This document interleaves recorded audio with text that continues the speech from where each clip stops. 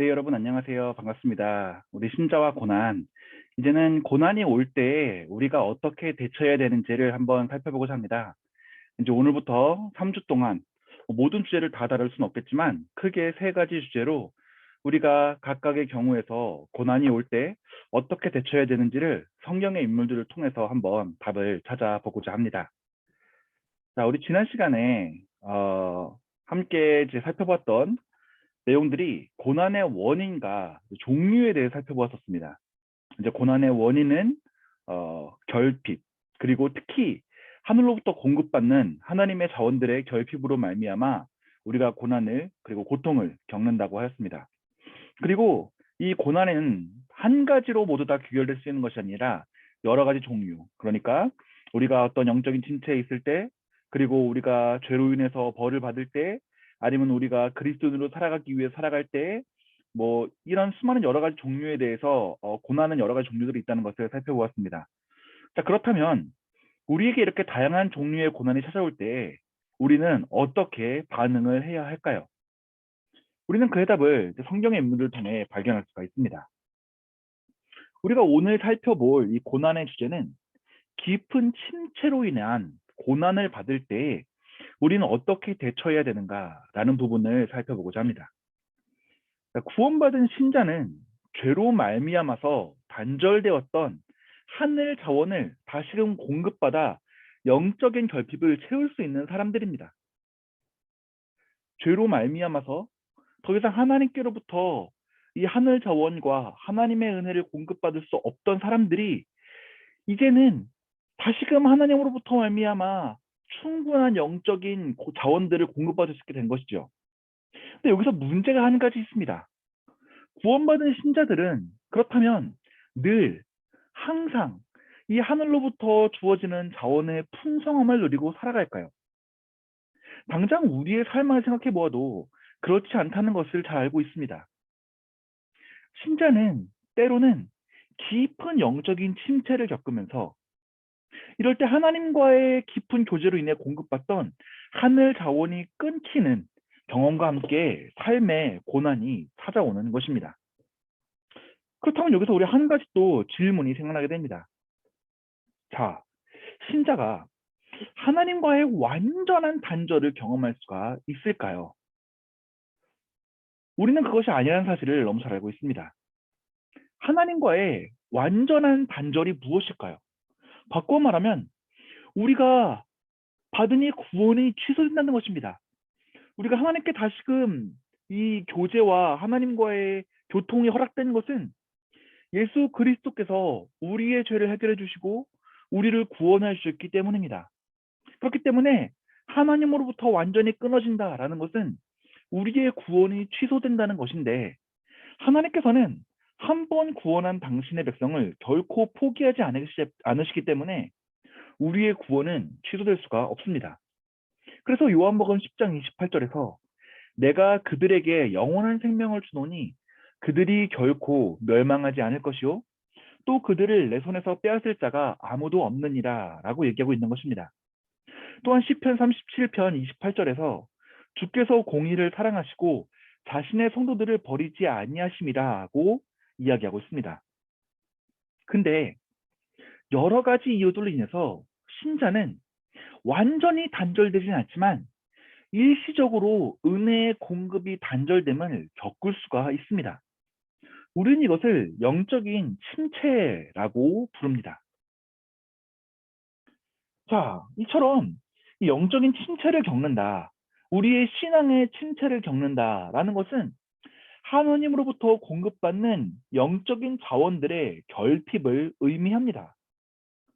우리가 전전 시간에 살펴보았던 것처럼 이 결핍이 고통과 고난의 원인이라는 점에서 영적인 침체가 다시금 하늘로부터 공급받던 영적인 자원들의 결핍을 의미한다면 영적인 침체는 필연적으로 고난을 동반할 수밖에 없습니다.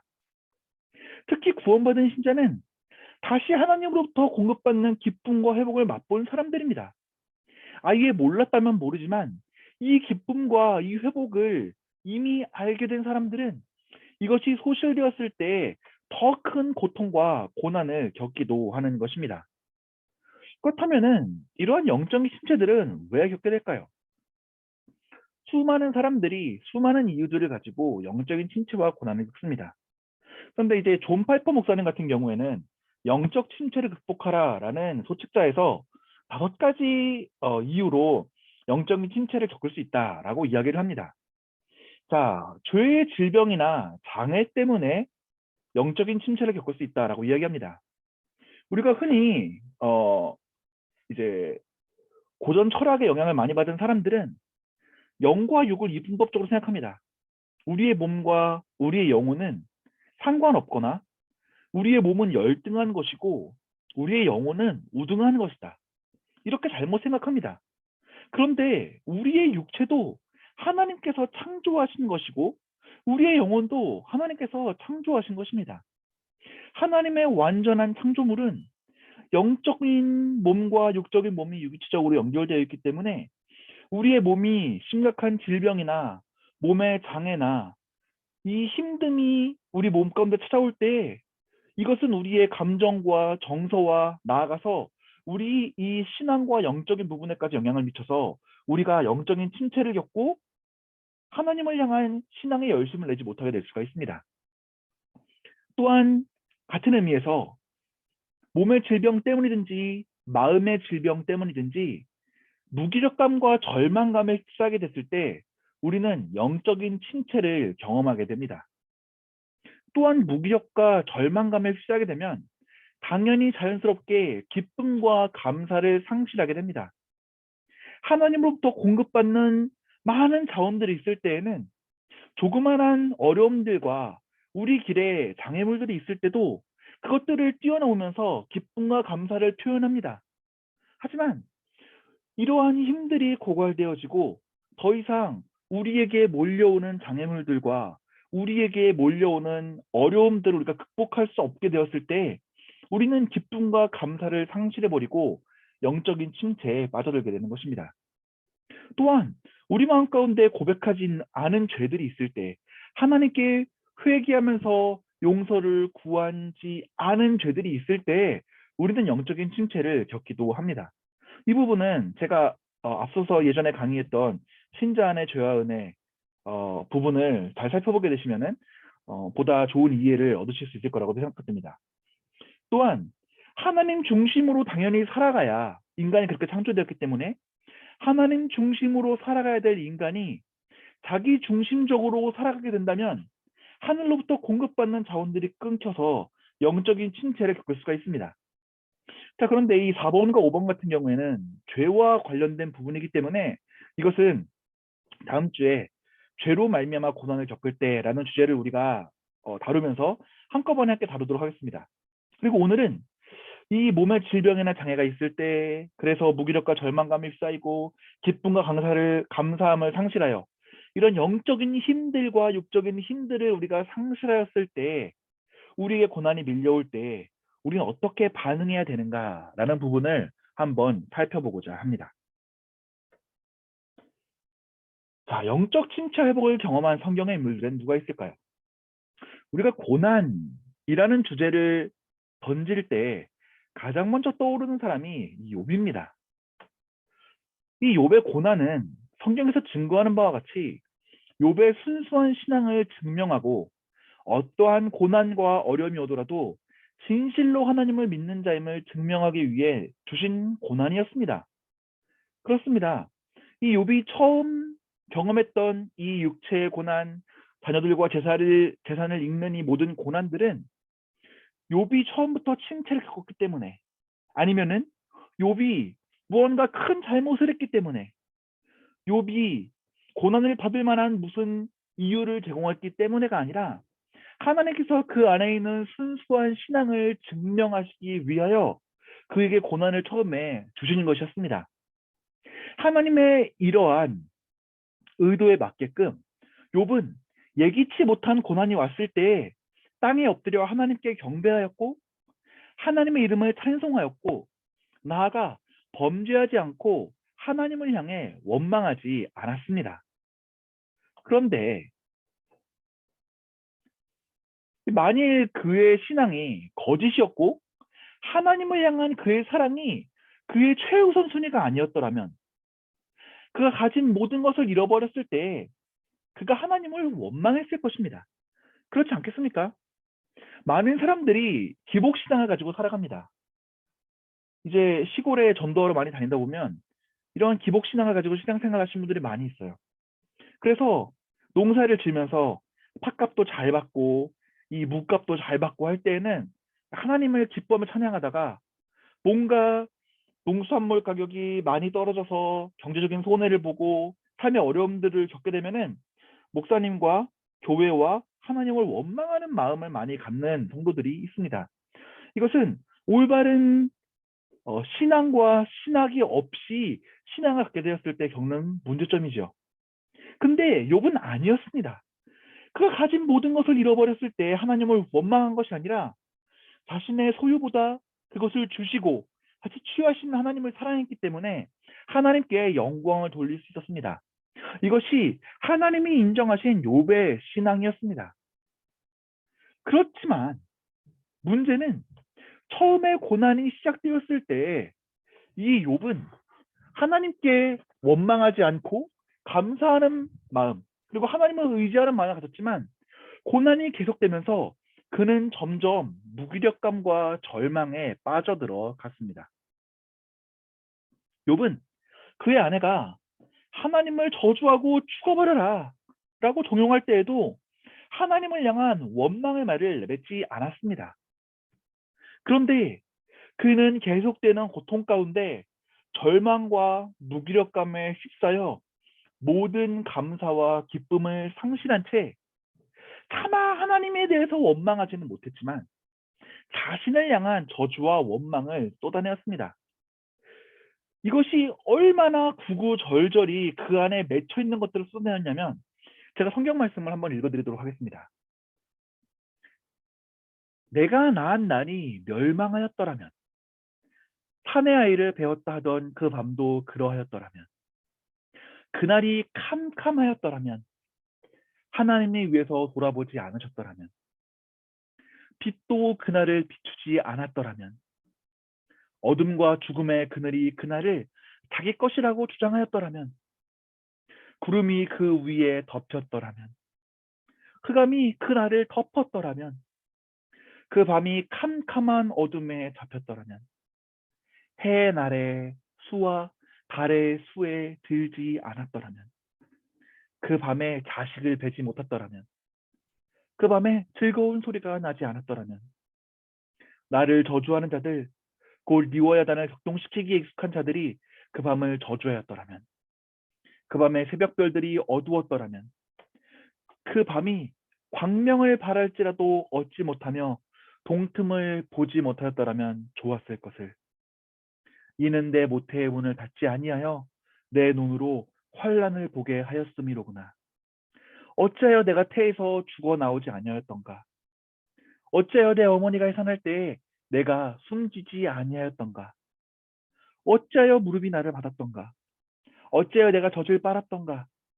그렇지 아니하였던들 이제는 내가 평안히 누워서 자고 쉬었을 것이니. 이 한 번 쏟아지기 시작한 원망과 이 마음을 흔들기 시작한 이 절망은 계속해서 그를 영적인 침체로 이끌어갔습니다. 그래서 욥은 원망합니다. 나에게는 평온도 없고 안일도 없고 휴식도 없고 다만 불안만이 있구나. 내 영혼이 살기에 곤비하니 내 영혼을 내 불평을 토로하고 내 마음이 괴로운 대로 말하리라 라고 말합니다. 생각해 보십시오. 우리가 그냥 욥이 신앙이 좋았구나. 괴로웠지만 끝까지 잘 인내하여 하나님 축복을 받았구나. 이렇게만 생각하지만 정말 그가 얼마나 괴로움과 힘듦 가운데 있으면 그가 지키고 붙들려고 했던 신앙이 흔들리고 그 마음 가운데 이 스스로를 저주하는 마음과 내가 차라리 태어나지 않았으면 좋았을 것을 내가 왜 이 땅에 존재하여서 왜 우리 부모가 나를 잉태하여서 내가 젖을 빨지 않고 굶어 죽었으면 좋았을 것을 내가 어렸을 때 왜 젖을 빨고 먹어서 내가 차라리 죽었다면 내가 편할 텐데 이 고통을 내가 겪지 않았을 텐데 고통 가운데 빠져서 괴로워하며 처음에는 환경적인 고난만이 그에게 있었지만 그가 깊은 침체를 빠져들면서 고난은 단지 육체적이고 환경적인 고난이 아니라 그의 영혼과 존재를 뒤흔들어 버리는 고난으로 발전해 버린 것입니다. 그런데 욥은 계속해서 절망하였지만 그 절망 가운데서도 중보자를 찾았습니다. 하나님은 나처럼 사람이 아니신즉 내가 그에게 대답할 수 없으며 함께 들어가 대답할 수도 없고 우리 사이에 손을 얹을 판결자도 없구나. 지금 나의 증인이 하늘에 계시고 나의 중보자가 높은 데 계시니라. 사람과 하나님 사이에와 인자와 그 이웃 사이에 중재하시기를 원하노니. 이게 무엇이냐면요. 아직 욥은 그리스도로 말미암은 중보자, 그리스도로 말미암아 하나님과 사람 사이의 중보자가 될 메시아에 대한 온전한 계시를 다 갖고 있지 못한 사람이었어요. 왜냐하면 계시는 하나님이 주신 계시는 역사 가운데 발전하면서 그 율법도 정교해져 가고 시기가 지나가면서 교리도 말씀 가운데서 점점 더 정교해지기 때문에 메시아에 대한 개념은 있었겠지만 그분이 어떤 분이시고 그분이 어떻게 이 땅에 오실지에 대해서 온전한 이해를 갖지 못한 사람이었습니다. 우리만큼 계시에 대해서 밝은 사람이 아니었어요. 그럼에도 불구하고 욥은 자신을 비난하는 친구들의 압박 속에서 자신의 억울한 사정을 하나님께 말씀드려줄 중보자를 간절히 구하고 그 중보자에 대한 믿음이 있었던 것입니다. 내가 죄인이기 때문에 나는 피조물이기 때문에 내가 하나님께 스스로 올라가서 하나님께 내 모든 것들을 내어놓고 이야기할 수는 없겠지만 하나님과 사람 사이에 중재하시는 중보자가 계시니 그분이 나에게 와 나의 이야기를 들으시고 나와 하나님 사이에서 중재자가 되어 주실 것이다 라고 하는 놀라운 믿음을 갖고 있었던 것입니다. 나아가서 그는 대속자가 자신의 모든 억울함을 풀어주실 것이며 자신이 죽은 이후에도 그와 함께 있을 것임을 고백하였습니다. 내가 알기에는 나의 대속자가 살아계시니 마침내 그가 땅 위에 서실 것이라. 내 가족이 벗김을 당한 뒤에도 내가 육체 밖에서 하나님을 보리라. 내가 그를 보리니 내 눈으로 그를 보기를 낯선 사람처럼 하지 아니할 것이라. 이 얼마나 놀라운 믿음입니까? 그는 오실 그리스도께서 자신을 대속해 주실 분이시며 단순히 그것은 이 단회적으로 내 죄를 한 번 용서해주고 끝나는 것이 아니라 내가 죽임을 당한 이에도 하나님을 보고 내가 그분을 보고 내가 그분을 보면서 낯선 사람처럼 하지 않을 것이라고 하는 놀라운 신앙을 갖고 있었던 것입니다.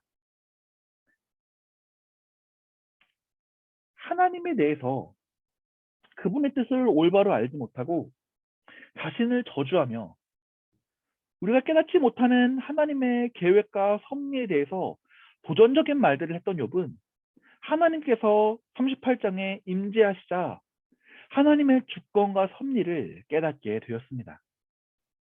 그리고 나서는 그가 회복되었습니다. 그는 의로운 사람이었지만 고난 중에 하나님의 섭리에 전적으로 순복하지는 못하였습니다. 하지만 이 고난의 끝에 임하신 하나님을 통해서 그는 하나님에 대해서 더욱더 순수한 신앙을 갖게 되었고 더 분명한 믿음을 갖게 되었습니다. 그래서 그는 고백합니다. 내가 주께 대하여 귀로 듣기만 하였사오나 이제는 눈으로 주를 배웁나이다.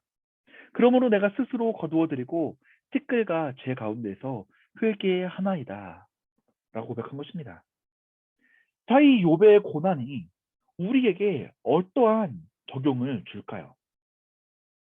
우리도 고난이 처음에 몰려왔을 때, 고통이 우리 가운데 처음에 임했을 때 믿음으로 대하다가 그 고난이 또 다른 고난을 불러일으켜 올 수 있습니다. 처음에는 우리의 신앙으로 반응하였지만 우리가 삶 속에서 어려움에 처하고 우리 삶의 괴로움을 청할 때 우리의 영혼의 침체를 겪고 단순히 삶의 괴로움과 육체의 힘듦이었던 것들이 우리의 영과 우리의 존재적인 괴로움과 고난으로 우리를 몰고 끌고 들어갈 수도 있습니다. 그때 우리는 절망과 원망을 휩쓸릴 수도 있습니다. 그런데 거기서 멈춰선 안 된다는 것입니다. 그때 우리는 우리의 상황과 우리의 모습을 보시고 우리의 모든 것들을 아시며 우리를 위해 지금도 우편에서 중보하고 계시는 중보자께서 우리와 함께 하시며 우리의 대속자께서 우리를 회복시키실 것을 소망하며 나아가야 되는 것입니다. 내가 지금은 밝히 알지 못하여서, 내가 지금은 온전히 주님을 의지하지 못하여서 이 고난과 괴로움 가운데 있지만 주님께서는 나의 모든 것을 아시오니 주님께서 나의 모든 상황을 하나님께 아뢰어 주옵시고 나를 회복시켜 주시옵소서. 이 믿음을 갖고 고난이 올 때 끝까지 고난을 이겨낸다면 그 고난을 이겨낸 신자는 이전에는 더 분명히 알지 못했던 하나님의 섭리와 이전에는 충분히 알지 못했던 하나님의 은혜와 그 말씀에 대해서 보다 분명한 지식과 보다 분명한 경험을 갖게 되며 이것은 우리의 감사의 제목이 될 것입니다. 여러분도 이러한 고난 가운데 동일하게 역사하는 은혜를 경험하시기를 바랍니다. 자, 이어서 우리는 또 다른 한 명의 영적인 침체 회복을 경험한 성경의 인물을 만날 수 있습니다. 그는 엘리야입니다. 자, 열왕기상 17장과 18장을 여러분은 기억하십니까? 이 엘리야는 능력의 선지자였습니다. 이 열왕기상 17장과 18장을 생각해 보시게 되면은 이 바알과 아세라를 섬기는 이 선지자 850명과 혼자서 영적인 전쟁을 벌이게 됩니다. 대단을 쌓아놓고 누가 진짜 신이냐? 하나님이 진짜 신이냐? 아니면 바알이 진짜 신이냐? 우리가 함께 겨루어 보자. 이야기를 한 다음에 이 놀라운 영적인 전투를 승리하게 됩니다. 온 이스라엘이 보는 앞에서 하나님의 살아계심을 증명하고 드러내었고 그래서 이스라엘 백성들은 이 엘리 앞에서 고백합니다. 내가 이제야 여호와께서 참 하나님이심을 알았다. 내가 이제 참 하나님이신 여호와만 섬기겠다. 그리고 엘리야가 명하자 이스라엘 백성들이 자신의 손으로 이 850명의 선지자들을 다 죽여버리게 됩니다. 이 얼마나 놀라운 승리입니까? 그런데 더 놀라운 것은 이 큰 승리를 거둔 능력의 선지자가 바로 다음 장에서 뭐라고 기도했는지 기억하십니까? 자기 자신은 광야로 들어가 하루길쯤 가서 한 로뎀나무 아래에 앉아서 자기가 죽기를 원하여 이르되 여호와여 넉넉하오니 지금 내 생명을 거두시옵소서. 나는 내 조상들보다 낫지 못하나이다. 이것이 무슨 일입니까? 이것이 무슨 일입니까? 방금 전까지 놀라운 승리를 거두었던 이 선지자가 이제는 죽기를 원하며 기도하는 것입니다. 이 영적인 침체 가운데 이 드러난 연약한 엘리야의 모습은 엘리야라는 한 사람, 그 한 죄인이 가지고 있는 본래의 약한 모습이었습니다. 엘리야는 이 놀라운 승리를 거두었음에도 불구하고 자신을 죽이려고 하는 그 이세벨 왕비의 집요한 추적 가운데에서 완전히 번아웃된 것입니다. 그는 육체적으로 극도로 지쳐 있었고 그는 무기력과 절망 가운데 빠져 있습니다. 내가 이렇게까지 했는데 나보고 더 이상 뭘 어떻게 하란 말이야. 이러한 무기력과 절망 가운데 감사와 기쁨을 상실하고 침체 속에서 하나님을 향한 원망의 마음을 품게 된 것이죠. 내가 만군의 하나님 여호와께 열심히 유별하였는데 이는 이스라엘 자손이 주의 언약을 버리고 주의 제단을 헐며 칼로 주의 선지자들이 죽였으며며 오직 나만 남았거늘 그들이 내 생명을 찾아 빼앗으려 하나이다. 원망하는 거죠. 신체 속에서. 아니 하나님, 내가 얼마나 하나님께 열심히 했는지 하나님 아시잖아요. 이 이스라엘 자손들이 다 주의 언약을 버리고 주의 제단을 헐고 다 죽여서 나만 남았는데 죄송합니다. 이제 그들이 내 생명을 찾아서 빼앗으려고 합니다. 하나님은 지금 뭐 하시고 계신 거예요? 왜 날 구해주지 않으시는 거예요? 엘리야는 육체의 어려움과 무기력과 절망, 감사와 기쁨의 상실, 이 가운데에서 깊은 침체를 겪으며 괴로움과 고통 가운데 빠져들었습니다. 근데 하나님께서는 이 엘리야를 어떻게 회복시키셨습니까? 먼저 하나님께서는 그의 육체를 회복시키십니다. 그 엘리야에게 바로 명하여서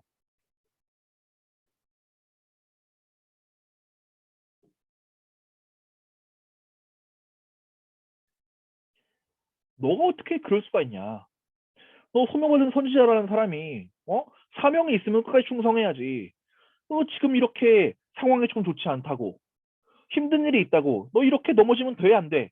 이렇게 치시고 징책하신 것이 아니라 먼저 그의 지친 육체를 회복시키십니다. 그래서 그에게 먹을 것을 베푸시고 잠을 주시고 먹을 것을 베푸시고 기운을 차리게 하신 다음에 하나님께서 그를 부르십니다.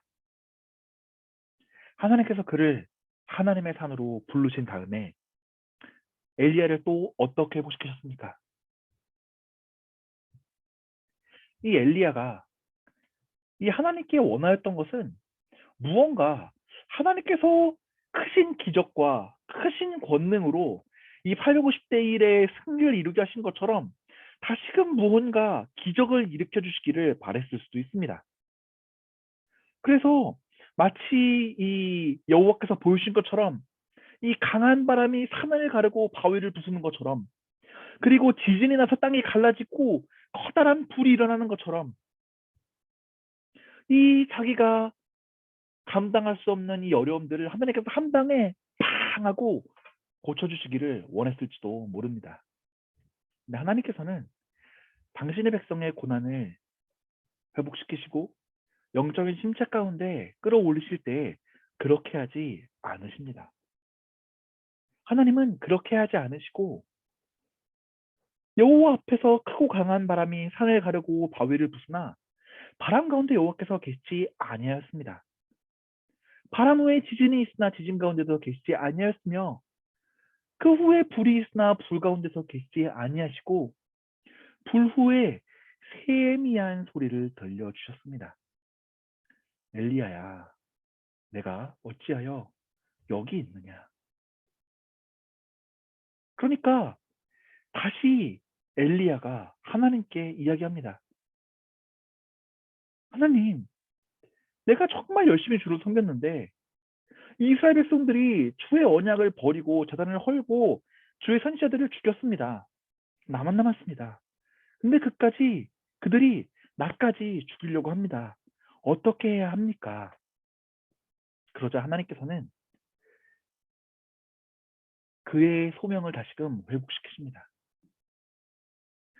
너는 가서 하사엘에게 기름을 부어서 아람의 왕이 되게 하고 예후에게 기름을 부어서 이스라엘의 왕이 되게 하고 엘리사에게 기름을 부어서 선지자가 되게 해라.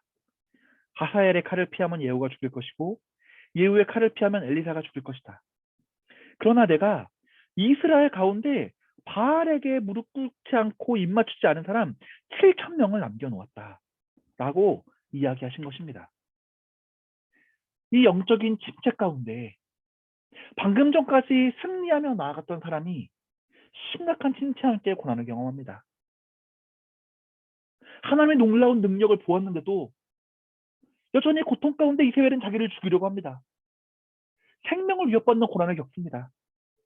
그리고 다 번아웃돼서 육체도 마음도 영혼도 그의 신앙도 다 지쳐 쓰러져 버렸을 때 하나님께서는 능력이 아니라 세미한 음성을 듣게 하심으로써 하나님의 말씀을 향한 귀 기울임을 회복시키시고 그에게 다시 소명을 회복시키심으로써 그의 침체를 깨뜨려 이기게 하시고 상황은 변하지 않았지만 그 가운데에서 이 어려움들, 고난과 괴로움들을 다시금 깨뜨려 이기고 주의 말씀대로 기쁨과 감사함과 능력을 회복한 엘리야로 세워주시는 것입니다.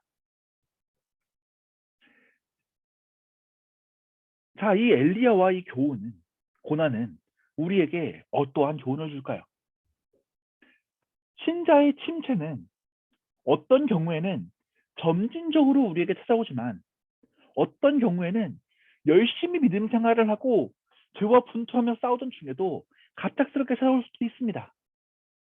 이 침체는 신자를 고난으로 이끌고 이 고난은 다만 영적으로 고통을 줄 뿐만 아니라 우리를 실제적인 육적인 고통과 괴로움으로 이끌기도 합니다.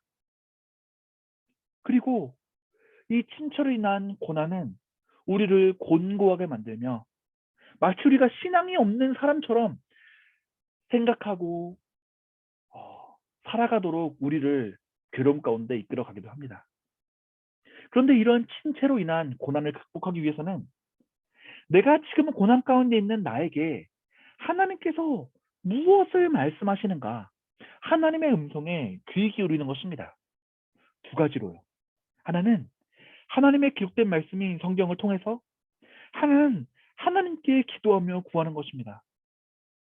엘리야처럼 안 될 때는 하나님께 물어보십시오. 차라리 기도하지 않는 것보다 하나님을 향해서 원망이라도 해보십시오. 하나님, 내가 열심히 신앙생활 했잖아요. 근데 왜 이 고통이 계속해서 이어지는 거예요?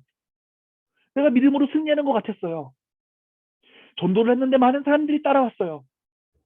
내가 설교를 하는데, 내가 가정예배를 드리는데, 내가 성경 공부를 인도하는데, 내가 순장으로서, 내가 선교의 임원으로서, 내가 장로로서, 권사로서, 집사로서 좋은 본을 보이면서 제대로 신앙생활을 했었는데 이제는 못 버티겠어요. 왜 나한테 계속 이러시는 거예요? 하나님 좀 살려주세요. 아니면 차라리 죽고 싶어요. 이 고통 가운데 괴로워하는 기도라도 주님께 드릴 때 그 마음 가운데 하나님이 무엇이라고 말씀하시는지를 귀 기울이라는 것입니다. 그때 하나님께서는 그 일을 회복시키시고 단순히 우리의 마음이나 우리의 영혼을 회복시키시는 것이 아니라 우리 육체와 우리의 마음과 우리의 영혼을 전인격적으로 회복시키시면서 이 고난을 극복하며 이기며 나아갈 수 있도록 우리를 인도해 주실 것입니다.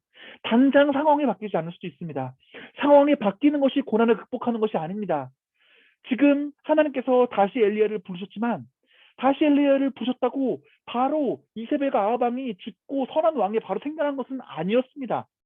여전히 그는 생명의 위협을 받고 있고 괴로움이 있었지만 영적인 침체라고 하는 고난의 코어가 되는 어려움이 극복되니까 상황이 변하지 않더라도 고난이 되지 않고 고난이 다만 이겨낼 수 있는 어려움이 되는 것입니다. 이것이 이 엘리야와 고난이 우리에게 주는 교훈이 아니고 무엇이겠습니까? 우리가 이 성경의 성격 공부를 마무리하면서 여러분께 질문을 던지고 싶습니다. 여러분은 영적인 침체를 겪을 때, 은혜가 되지 않을 때, 말씀이 은혜가 되지 않고 기도가 되지 않을 때, 그래서 더 이상 하나님의 은혜와 하나님의 능력이 나와 함께 하지 않는다고 느낄 때가 있으십니까? 혹시 지금이십니까? 아니면 언제셨습니까? 만약 과거의 기억이라면 어떻게 이겨내셨습니까? 만약에 현재 그렇게 영적인 침체를 겪고 있다면 어떻게 해야겠습니까? 우리 육체적으로 무기력해지고 육체의 질병은 우리 영적인 침체와 어떻게 연관이 될까요? 육체의 무력함과 육체의 질병은 반드시 침체로 이어질까요? 아니면 우리가 침체를 겪을 때 우리 육체도 같이 힘들어질 수 있을까요? 한번 생각해 보시기 바랍니다. 그리고 육적이고 영적인 침체를 통해서 우리가 고난을 겪을 때 우리는 어떻게 해야 할까요? 어떻게 반응해야 할까요? 이러한 질문들을 여러분의 삶 속에서 우리가 영적으로 침체되어지는 가는 것 같고, 우리가 무기력해지는 것 같고, 우리가 삶에 괴로움과 고통이 더 크게 느껴지고 기쁨과 감사가 상실되어져 가는 것 같을 때 이러한 질문들을 마음속에 끊임없이 가지며 말씀 안에서 어떻게 해답을 가질 수 있을 것인가 고민해 보시길 바랍니다.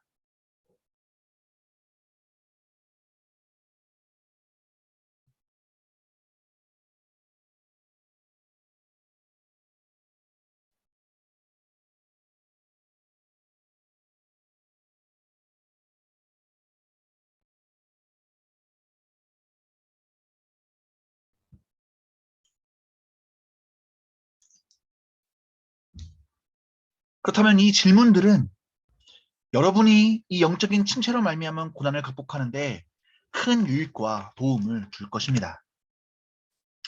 마무리하면서 고난은 우리에게 괴로움을 주지만 믿음으로 그 고난을 우리가 이겨냈을 때 하나님께서는 그 우리의 신앙을 더욱더 굳건하게 하십니다.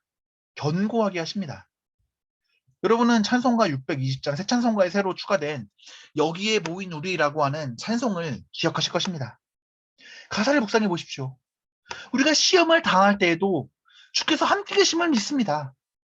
우리가 때로는 넘어져도, 때로는 고난을 당하고, 때로는 괴로움을 겪고 영적인 침체를 겪을지라도 우리는 최후 승리를 믿으며 그 어려움을 이겨내고 주님을 더욱더 찬양할 것입니다. 그리고 이 모든 괴로움과 어려움들은 우리의 믿음을 더욱더 굳세게 하고 주께서 우리를 지켜주신다는 주님을 향한 믿음을 굳건히 해주실 것입니다. 이것이 고난 가운데 어려움들을 겪을 때 영적인 침체로 말미암아서 우리를 이 고난의 괴로움으로 이끌어갈 때 이 찬양을 기억하시면서 여러분들의 믿음을 더욱더 굳건히 하고 고난 가운데 승리하신 여러분들이 되시기를 주님의 이름으로 축복합니다. 다음 시간에 또 새로운 성경의 인물들을 통해서 이번에는 죄로 말미암아 고난을 겪을 때 우리가 어떻게 반응해야 되는가 라는 주제를 가지고 다음 시간에 또 만나보도록 하겠습니다. 감사합니다.